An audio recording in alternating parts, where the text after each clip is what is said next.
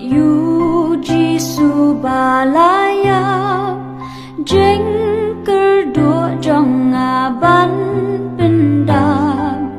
unong ya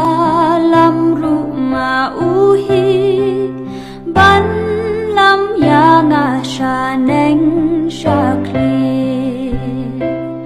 ulong kum uni hengin shem lawat shalom lawat shatem ulok ban yai ne kat ba em ha shi tom baro ban hakem jing ut ka min siem ei ban snap ha ki jing khus lai ei ban rap ha jin jar ba ei ban snolem kum uni lok ba nga la shem ulong kum uni hey ngin shem lawat shalom lawat shatem ulok ban yai ne kat ba em ha shi tom baro ban hakem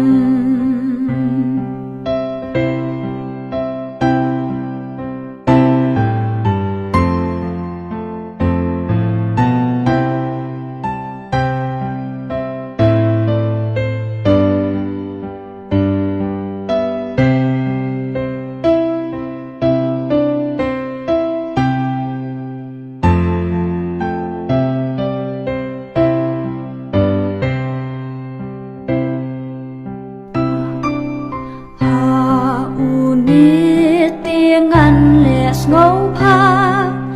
ya u ngan shakri kan bala ki nong shun la ki ker sau dong yu trai jong a kim la bin mong u lo kum u ni hey ngin shem lawat shalom lawat shatem ulok ban yai ne kan ba em ha shi tom baro